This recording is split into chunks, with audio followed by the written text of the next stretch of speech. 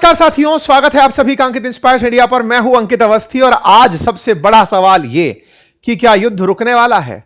क्या अमेरिका और Israel Iran के साथ लड़ना झगड़ना बंद कर देंगे? क्या ईरान अमेरिकी ठिकानों को निशाना बनाना बंद कर देगा? क्या पश्चिम एशिया के देश अब शांति से जीना शुरू करेंगे? क्या स्ट्रेट ऑफ हॉर्मुज खुल जाएगा? यह सवाल इसलिए क्योंकि हेडलाइंस कुछ इस तरह से तैर रही हैं कि ट्रंप इस समय सीज फायर करने के प्लान में है ईरान के साथ।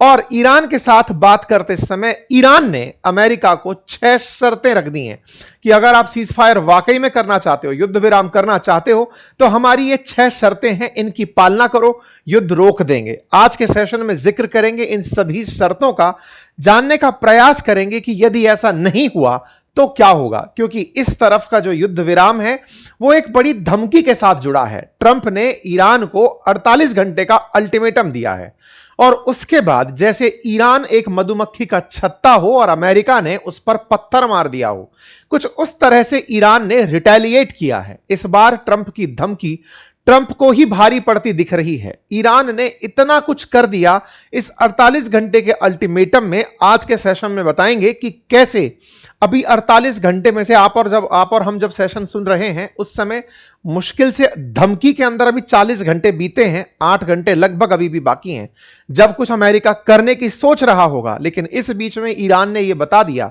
कि अगर तुमने 48 घंटे बाद कुछ किया तो हम क्या क्या करेंगे। तो आइए आज के सेशन में जिक्र करेंगे कि शांति होगी कि युद्ध होगा, चर्चाओं को आगे बढ़ाएंगे। लेकिन उससे पहले आपको एक अपडेट दे देते हैं और अपडेट यह है कि कल रविवार के दिन हमने एक वेबिनार आयोजित की थी। वो वेबिनार थी आर्टिफिशियल इंटेलिजेंस का आप अपने जीवन में कैसे उपयोग कर सकते हैं, जॉब्स के अंदर अपनी एक्स्ट्रा इनकम के लिए कैसे यूज कर सकते हैं। बहुत सारे छात्रों ने उसे ज्वाइन किया और बहुत सारे लोग उससे लाभान्वित भी हुए। लेकिन जैसा हमने पहले प्रॉमिस किया था कि कुछ छात्र उसमें छूट गए थे, कुछ लिसनर्स हमारे ऐसे थे जो उसको ज्वाइन नहीं कर पाए थे। हम फिर से आपके लिए उस वेबिनार का ऑप्शन ले आए हैं। इस रविवार को फिर आपके लिए आयोजित की जा रही है वेबिनार, रविवार 29 मार्च सुबह 11 बजे।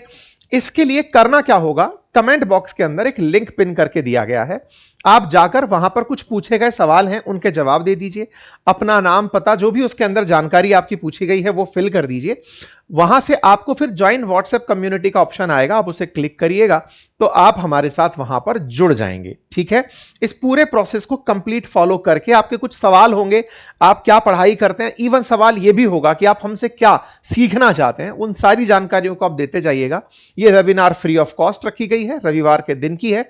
जल्दी करिएगा इसको फिल करने में, क्योंकि पिछली बार भी कुछ लोग छूट गए थे। तो यह ऑप्शन कहीं ऐसा ना हो कि कम्युनिटी फुल हो जाए और फिर आप छूट जाएं। इसीलिए आपसे गुजारिश है कि इसे जल्दी से जाकर ज्वाइन कर लीजिए। बाकी अंकित इंस्पायर इंडिया को जिन्होंने अभी तक सब्सक्राइब नहीं किया है कर लीजिए, क्योंकि यह आंकड़ा बहुत ज्यादा डिफरेंस दिखाता है। हमारे सुनने वाले लगभग 40% लोग ऐसे हैं जिन्होंने अभी तक सब्सक्राइब का बटन नहीं दबाया हुआ है, तो दबा दीजिए। आपके वीडियो के नीचे ऑप्शन है, फ्री ऑफ कॉस्ट ऑप्शन है। आइए आगे बढ़ते हैं साथियों। यूएस ईरान इजराइल के इस युद्ध का आज 24वां दिन है। ऐसे में खबर निकल कर आती है इंटरनेशनल मीडिया में, एक्सियोस न्यूज चैनल के माध्यम से, कि ट्रंप का एडमिनिस्ट्रेशन इस समय ईरान के साथ वार्ता करने के रास्ते तलाश रहा है। आपको याद होगा ट्रंप ने 2 लोगों को शांति दूत बनाकर दुनिया में छोड़ा हुआ है, एक अपने ही दामाद और एक अपने मित्र को, स्टीव विटकॉफ और जेरेड कुशनर को। ये दोनों की दोनों लोग, विटकॉफ और कुशनर, दुनिया भर में जहां भी युद्ध चल रहे हैं वहां पर शांति कराने जाते हैं। इन दोनों शांति दूतों को फिर से टास्क दिया गया है कि भाई ईरान को टेबल पर बिठाओ, बातचीत करो। मुसीबत यह है कि अमेरिका अपने युद्ध को रोकने के पीछे ईरान के साथ कुछ शर्तें डालकर चल रहा है, जिसमें वही पुरानी बातें, तुम्हें यूरेनियम एनरिचमेंट रोकना होगा, मिसाइल कार्यक्रम रोकना होगा, प्रॉक्सीज जितने भी अमेरिका ईरान ने आसपास बिठा रखे हैं, हमास, हिजबुल्ला जैसे, इनको युद्ध करने से रोकना होगा, रीजनल प्रॉक्सी ग्रुप्स को हमला करने से रोकना होगा, न्यूक्लियर पावर प्लांट्स को खत्म करना होगा और अपने मिसाइल के स्टॉक पाइल बंद करने होंगे।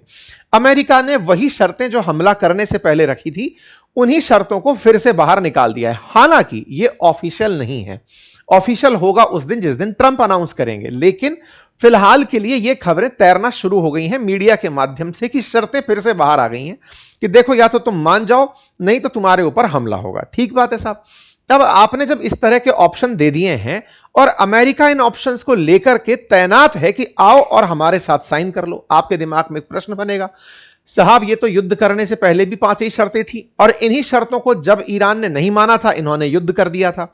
लेकिन कहा जा रहा था ना कि उस समय भी शर्तों पर बातें हो ही रही थी, फाइनल हुआ नहीं, उससे पहले गोला चला दिया। अब चलते गोले में फिर से सीज फायर लेकर आ गए हैं ये। तो असल में अमेरिका खुद ही पीछे हटना चाहता है या कोई वॉर स्ट्रेटजी है ये?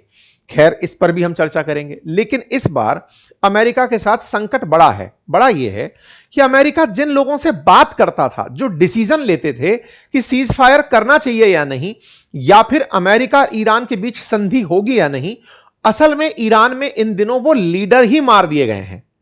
अगर आप देखें तो खमनेई जा चुके, खमनेई के बाद में लारिजानी, जो कि ईरान के सुप्रीम लीडर के बाद दूसरे सबसे बड़े नेता थे, जिनके बारे में मैंने पहले भी आपको जानकारी दी थी। तो लारिजानी के चले जाने के बाद में ईरान में डिसीजन लेने वाला कोई व्यक्ति नहीं है। आप कहेंगे जो इतने हमले हो रहे हैं वो कौन ले रहा है? तो इन्होंने पहले से ही सिस्टम बना रखा था, मोज़ेक। खमनेई लिख कर गए थे अगर हमला होगा तो ऐसे ऐसे करके रिटेलिएट करना है। पूरा इनका संविधान के तरीके से युद्ध चल रहा है कि हमको अब ये करना है, हमको अब ये करना है। इनको कोई गाइड नहीं कर रहा है, ऑटोमेशन में चल रहे हैं अब ये लोग कि चलो हमला कर दो, यहां से कर दो। और सबके ग्रुप लीडर्स पहले से तय थे कि ऊपर वाला मरेगा, दूसरा चालू करेगा, तीसरा चालू करेगा, संविधान सा लिखा हुआ है, चले जा रहे हैं। ऐसे में जिस व्यक्ति के पास ये सुप्रीम ताकत थी कि उसकी बात को पूरा देश मान लेगा या फिर ये जो हमला करने वाले ग्रुप्स हैं ये मान लेंगे, वो थे लारिजानी। इन्होंने उनको मार दिया। इस पर आपको याद होगा तो एक अधिकारी थे जो एंटी टेरर ग्रुप के डायरेक्टर थे अमेरिका के, जिन्होंने इस्तीफा दे दिया था अभी अमेरिका में ही, ये कहते हुए कि इजराइल असल में लारिजानी को मारा ताकि शांति वार्ता हो ही ना सके। अगर शांति के लिए व्यक्ति ही नहीं होगा तो अमेरिका शांति की बातचीत ना करेगा।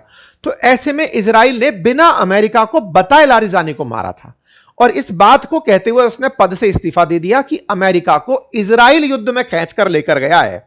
इजराइल के युद्ध में अमेरिका जबरदस्ती घुसा है, अमेरिका को नहीं जाने की जरूरत थी। टकर कार्लसन के इंटरव्यू में मैंने आपको वो वाली बात निकालकर दिखाई थी। ठीक है साहब? तो ऐसे में आपके दिमाग में प्रश्न बनेगा, तो साहब ये लोग भी तो हैं, पेजेश्कियान जैसे राष्ट्रपति भी तो हैं। मैंने आपको बताया था कि ईरान में राष्ट्रपति इलेक्टेड पद पर बैठा सबसे ऊंचा नेता है, लेकिन सही मायने में ईरान के अंदर जो धार्मिक नेता हैं वो सबसे ऊपर होते हैं, दैट इज सुप्रीम लीडर। और सुप्रीम लीडर की काउंसिल, उसमें बैठे हुए जो लोग हैं वो सबसे ऊपर होते हैं। तो आप कहेंगे कि खमनेई के बेटे भी तो हैं अभी, वो भी तो डिसीजन ले सकते हैं। देखिए उनका भी डायरेक्ट इन्वॉल्वमेंट न्यूज में कहीं सुनाई नहीं दे रहा है कि वो फैसला लेने में निर्णय ले रहे हो। अब हो सकता है उन्हें अंडरग्राउंड रखा गया हो सकता है ये ट्रैप हो सीज फायर का फेंक करके उनको लोकेट करने का कि वो कहां है, जो भी बातें हो। लेकिन फिलहाल के लिए इनकी बात अगर ये मान भी लें कि चलो मैं सीज फायर के लिए मान रहा हूं, या इनके विदेश मंत्री मान ले, तो हो सकता है कि इनके ऊपर के लीडर्स ना माने।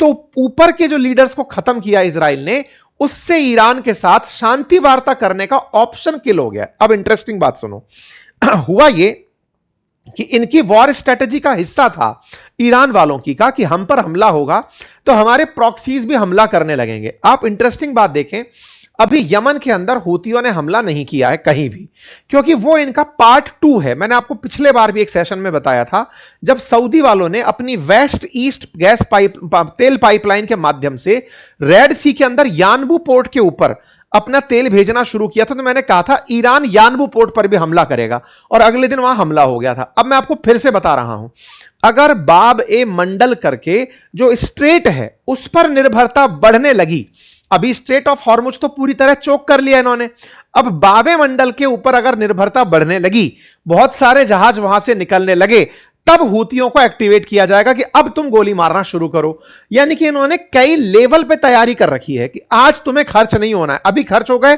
तो तुम्हारा भी नुकसान हो जाएगा, तुम्हें तब खर्च होना है जब तुम्हारी मेहनत रंग लाए।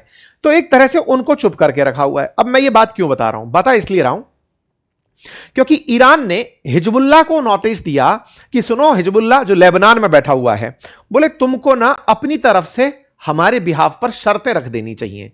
हिजबुल्लाह के पास से, लेबनान के पास से शर्तें बाहर आती हैं कि ईरान युद्ध से पीछे तब हटेगा जब इन शर्तों की पालना होगी। भाई साहब, इनकी शर्तें सुनकर के आपको लगने लगेगा कि युद्ध अमेरिका कर रहा था कि ईरान अमेरिका को मार रहा था। शर्तें सुनिए, शर्तें सुनकर के आपको लगेगा कि भाई साहब शर्तें हो तो ऐसी। पहली शर्त, ईरान ने कहा है कि पहले तो हमें यह गारंटी दो कि हम पर फिर से हमला नहीं होगा, और ये जो सीज फायर है टेम्परेरी नहीं परमानेंट चाहिए। दूसरा कहा गया कि यूएस के जितने भी मिलिट्री बेस हैं वेस्ट एशिया के अंदर, चाहे यूएई हो, चाहे दुबई, ये आपका कतर हो, चाहे सऊदी हो, बोले सबकी सब बंद करोगे। दूसरा पॉइंट ये दो। तीसरा कहा, ईरान ने अपनी तरफ से कहा कि जो भी तुमने हमारे यहां नुकसान पहुंचाया है उस पूरे नुकसान की भरपाई करो। चौथा कहा है कि अभी जो युद्ध चल रहा है रीजनल लेवल पर, इसको पूरी तरह खत्म करो, और इसे मतलब इस तरह से खत्म करो कि अब आगे ये रीजनल वॉर नहीं रहेगा। साथ ही साथ में एक ऐसा लीगल स्ट्रक्चर बनाओ जो स्ट्रेट ऑफ हॉर्मुज को चालू रखने में मदद करे, लेकिन ईरान उसमें सुप्रीम हो। साथ में यह भी कहा गया है कि जो मीडिया ईरान के खिलाफ दिखा रहे थे उन पर पाबंदी लगाई जाए। आप पूछेंगे कि इतनी बड़ी बड़ी जो शर्तें रख दी इन्होंने, इनमें से तो अमेरिका को कुछ करना पड़ेगा ऐसी शर्तें रख दी। इन्होंने ये तो कहा ही नहीं कि हम ये मानने को तैयार हैं। बिल्कुल, ये शर्तें जो आई हैं ये कोई ऑफिशियल पेज के थ्रू नहीं आई हैं। अभी ईरान की सरकार ने पब्लिक के सामने ये नहीं कहा है। बिल्कुल वैसे ही जैसे अमेरिका की जो शर्तें हैं वो विटकॉफ और कुशनर के माध्यम से बाहर आती हैं, मीडिया के माध्यम से बाहर आती हैं, ऐसे ही ये खबरें भी लेबनान में बैठे हिजबुल्लाह के माध्यम से बाहर आई हैं। तो ऐसा क्यों हुआ? क्योंकि लीडरशिप का तो तुमने खात्मा कर दिया तो अब कोई भी व्यक्ति डिसाइडिंग फैक्टर हो रखा है कि ये हमारी शर्तें हैं। अब ऐसे में मुसीबत अमेरिका की ये आ रही है कि वो मान भी ले, लेकिन किससे साइन करवाए कि लो मान लिया हमने बातों को, ये अपने आप में बड़ी बात बन रही है। तो सीज फायर होने में बड़ी मुसीबतें आ रही हैं। चलो साहब, एक तरफ तो हो गया सीज फायर में दिक्कत आ रही है, अमेरिका करना चाहता है। ये मैंने आपको पहले भी बता दिया था कि अमेरिका बहुत दिन तक युद्ध नहीं लड़ेगा। अभी ताजा भी हमने इस बारे में आपके सामने विश्लेषण रखा था कि अमेरिका को अब अपनी बहुत ज्यादा इंसल्ट अखर रही है। जिस रशिया पर प्रतिबंध लगाया था कि तुम्हें तेल नहीं बेचना है, उसका तेल बिकवाना शुरू कर दिया। हद तो यह हो गई कि जिस ईरान से युद्ध कर रहे हैं उस ईरान का तेल दुनिया में बिकवाना शुरू कर दिया। मतलब यह तो आयरनी है कि जिस पर आप हमला कर रहे हो, जिसके खिलाफ लड़ रहे हो, उसके बारे में कहा कि दुनिया में जो भी देश ईरान का तेल खरीदना चाहे खरीद सकते हैं, ताकि दुनिया में तेल की कीमतें स्थिर बनी रहें। यह तो इनका डिसीजन है। मतलब ये दुनिया में सबसे ज्यादा हास्य के पात्र बनने वाले राष्ट्रपति होंगे, जो मेरी नजर में जेलेंस्की के बाद कहलाएंगे। ऐसा क्यों कह रहा हूं? क्योंकि अल्टीमेटली स्ट्रेट ऑफ हॉर्मुज पर पहले से बिना विचार किए आपने इस तरह का जो फैसला लिया, तुगलकी फरमान था, बिना सोचे समझे फरमान था, ले लिया। कोई साथ नाटो कंट्री आया नहीं, पीछे हटना पड़ा। पीछे हटने के नाम पर अब खुद सीज फायर के रास्ते तलाश रहे हो और बार बार लोगों को बता रहे हो अगर तुम नहीं आओगे तो नुकसान तुम्हारा है, हमारा कोई भी नुकसान नहीं है। अब स्ट्रेट ऑफ हॉर्मुज की बात सुनो। देखो, ईरान ने जो असल में इसकी अमेरिका की नस पकड़ी, वो कहां से पकड़ी? स्ट्रेट ऑफ हॉर्मुज से जहाज निकलना रोक के, और दूसरा इन देशों के ऊपर हमला करके। ये सारे वो देश थे जो अमेरिकी पछलग्गू थे। जब भी इस पर हमला होता है वो तुरंत इधर हमला कर देता है। आज बड़ा इंटरेस्टिंग वाकया हो रहा है। क्या हो रहा है? अमेरिका ने कहा है कि स्ट्रेट ऑफ हॉर्मुज खोल दो। इस पर ईरान ने कहा कि सर, हमने यहां कोई पाबंदी नहीं लगा रखी, आराम से जहाजों को कहो कि जाएं।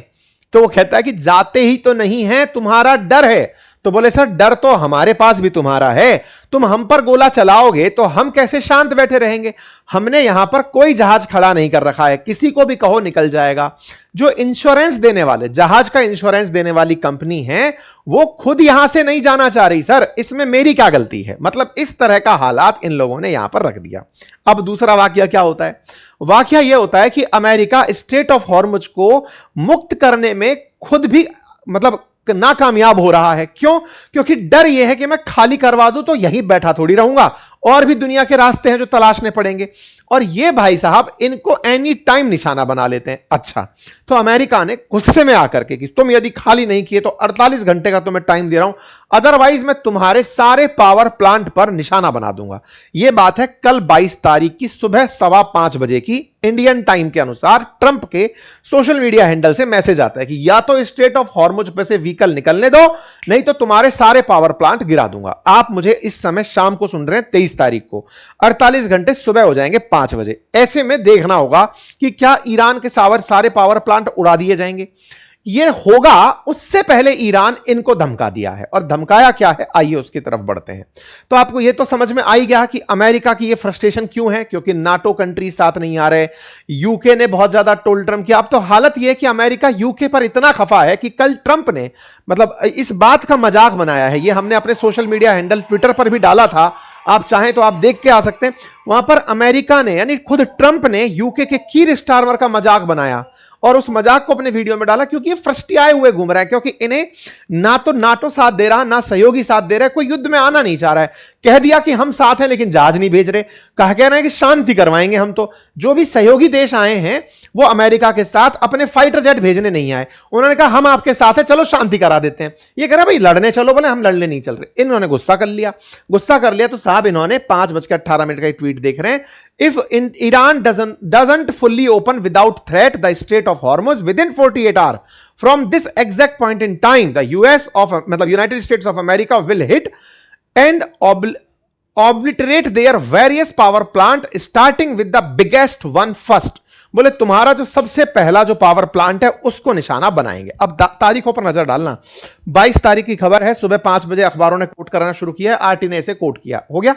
अच्छा अब क्या होता है, इस पर निकल कर आते हैं इनके विदेश मंत्री, वो कहते हैं सर जी हमारा स्टेट खुला हुआ है, स्टेट ऑफ हॉर्मुज बंद नहीं है, आपके ही जहाज वहां से जाना नहीं चाहते, उन्हें डर लगता है, हमारी वजह से नहीं आपकी वजह से, आपके इंश्योरेंस देने वाली जो कंपनियां हैं वो वहां से जाने नहीं देना चाहती, आपने शांति हटा रखी है। पर कोई बात नहीं, ये तो प्यार की बात है। अब दुत्कार की बात सुनो, बात यह है कि यदि आपको लगता है कि आप हमारे ऊपर हमला करेंगे, आपको लगता है कि आप हमारे एनर्जी सिस्टम को तोड़ देंगे, तो सर ये जरा मैप देख लेना एक बार। हम अमेरिका पर हमला तो कर नहीं पाएंगे, लेकिन हमारे सामने की सामने जो पड़ोसी देश बैठे हैं ना, जिनमें अमेरिका ने अपने बेसेस बना रखे हैं, इन देशों से ये कहलवाने को मजबूर कर देंगे कि अमेरिका वापस जाओ, क्योंकि तुम्हारे चक्कर में इन देशों को छलनी होना पड़ गया है। बोले हमने इनको निशाना बना लिया है, हमने सोच लिया है।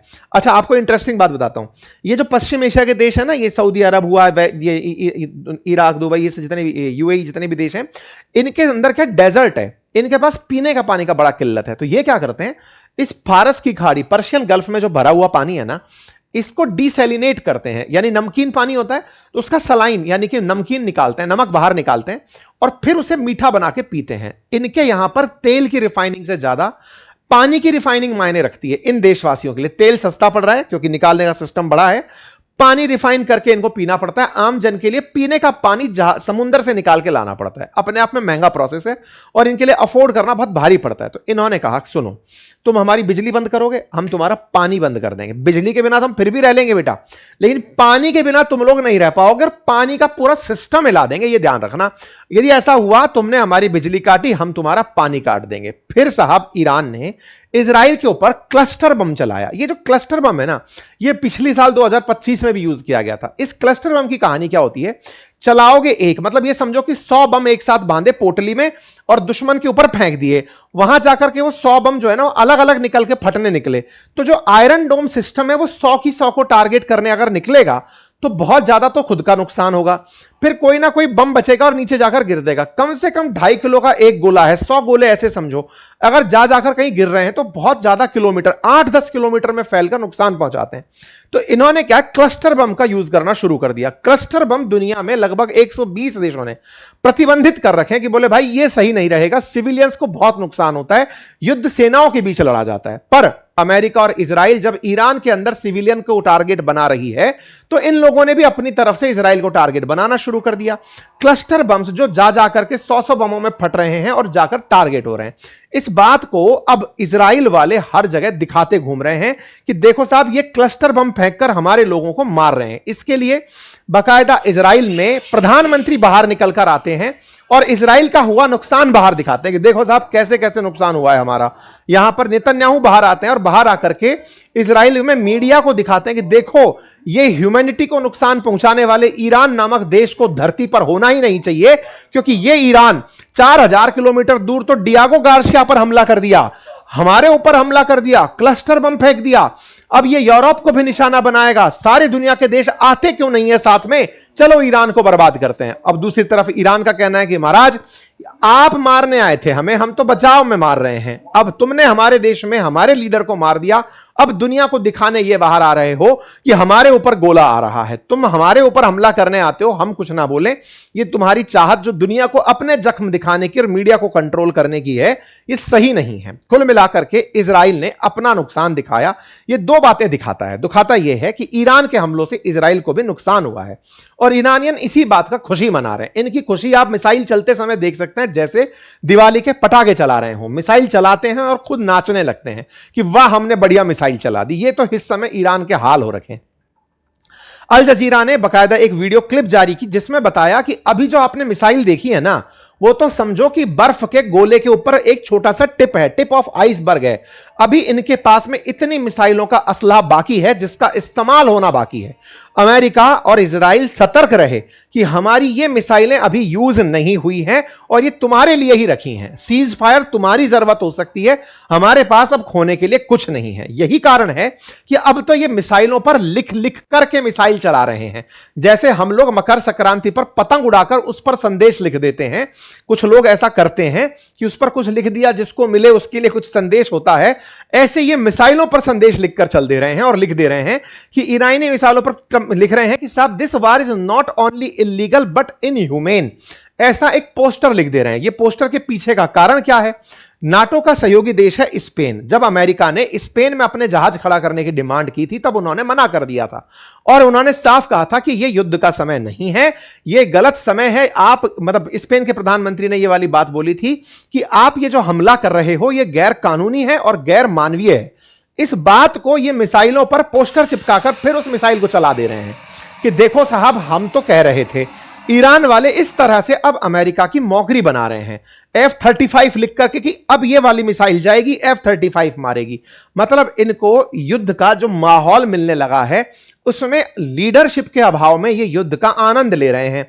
इनके आनंद लेने से असल में अमेरिका इजराइल अब टेंशन में है। टेंशन हो भी क्यों ना, क्योंकि इनके पास अब खोने के लिए जो था वो तो खो चुके। अब बचा क्या है कि अमेरिका खुद नीचे रुक कर आए। बकायदा इन्होंने in memory to killed Hiroshima, ये सब कुछ ऐसे ऐसे मैसेज जो अमेरिका को जबरदस्त ट्रोल किए जा सकते हैं। वो बोले देख लो तुमने पहले गाजा पर यह किया, तुमने गाजा की लड़ाई के लिए मना करने वाले आदमी को, तुम्हारे सेंटर के सामने जो व्यक्ति जल गया जिसका नाम आरोन बुशमैन था, उसकी याद में मिसाइल। अब हद तो यह हो गई कि IRGC के प्रवक्ता खुद लाइव आते हैं और आकर के अमेरिका को कहते हैं कि ट्रंप यू आर फायर्ड। बोले क्यों? क्योंकि तुमने 48 घंटे का अल्टीमेटम दिया है, अगर तुम कुछ नहीं किया 48 घंटे में तुमको हम नौकरी से निकाल देंगे। ऐसे तो ये सीधा खुलेआम मजा ले रहे हैं। मतलब ये हो गया कि अब ये मजाक करने अमेरिका से सीधे निकल गए। ट्रंप की फ्रस्ट्रेशन नेक्स्ट लेवल बढ़ती जा रही है कि तुम्हें नौकरी से निकाल देंगे। ट्रंप को ट्रोल कर रहे हैं ये लोग। और फिर एक मैसेज डालते हैं, कॉन्सुलेट की तरफ से मैसेज आता है कि ट्रंप की मां सही कहा करती थी कि ये बेवकूफ आदमी है, इसको कुछ नहीं पता है। मतलब yes he is an idiot and zero common sense and no social skill but he is my son, I just hope he never get into politics, he is be a disaster.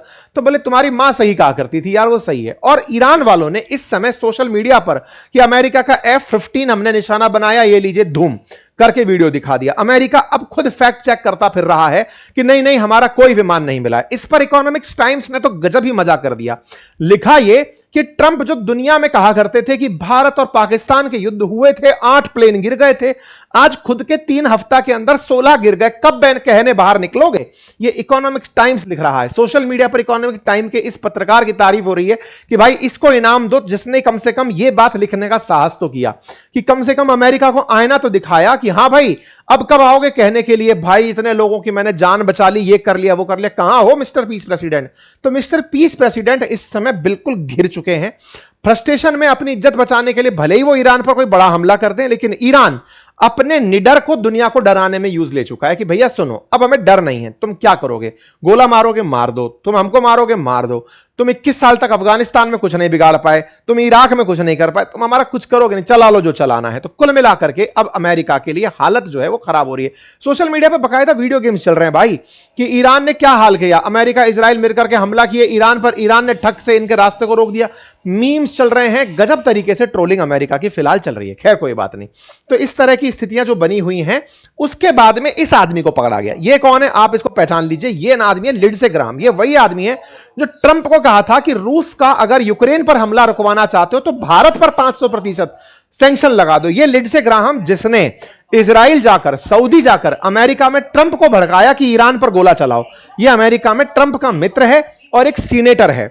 भाई साहब इसको अब पकड़ लिया है वहीं के ही सांसदों ने और वहीं के पॉलिटिकल कार्यकर्ताओं ने, और पकड़ पकड़ कर कहा जा रहा है कि एक बात बताओ भाई साहब, ये रिपब्लिकन नेता है नैन्सी मेस, इनका कहना है कि तुम्हारा तो कोई बेटा बेटी है नहीं, तुमने युद्ध शुरू करवा दिया, हमारे बच्चे जो युद्ध में जा रहे हैं उनका साथ क्या होगा? तुम क्यों खुद अपने बच्चों को नहीं बेचते? तुम होते कौन हो युद्ध के लिए सलाह देने वाले? तो इसको अब घसीटा जा रहा है। कुल मिलाकर के अमेरिका की इंटरनल पॉलिटिक्स में भी अब ट्रंप के लिए मुश्किल उनकी ही पार्टी के लोग रिपब्लिकन्स खड़ा कर रहे हैं। और मिड टर्म इलेक्शन के नाम पर ट्रंप जो दुनिया में ये कौतूहल करते घूम रहे थे, उनको इसका बड़ा नुकसान होता प्रतीत हो रहा है। पीस थ्रू स्ट्रेंथ को ईरान ने कहा कि सुनो, ये तो मजाक ही है, तुम अपनी स्ट्रेंथ की बात मत करो।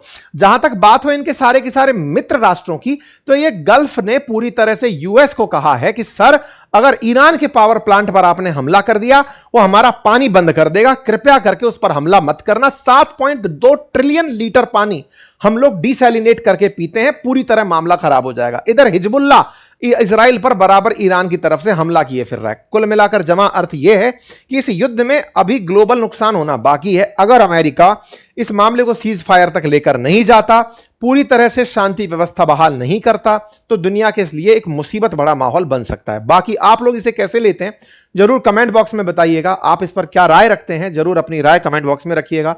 चैनल पर नए हैं तो वो सब्सक्राइब रूपी बटन दबा दीजिएगा।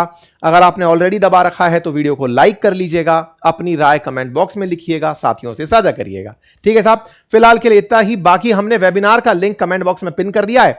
वेबिनार के लिंक को आप ले लीजिएगा, वहां पर कमेंट में अपनी जानकारी फुल करिए, ताकि इस रविवार को आप इस वेबिनार को ज्वाइन कर पाए। पिछली वेबिनार का वो लिंक, कम्युनिटी लिंक फाइनल हो गया था, फुल हो गया था, हम नए लोगों को नहीं ज्वाइन करा पाए थे, इसलिए जिन्हें ज्वाइन करना है जल्दी कर लीजिएगा। धन्यवाद।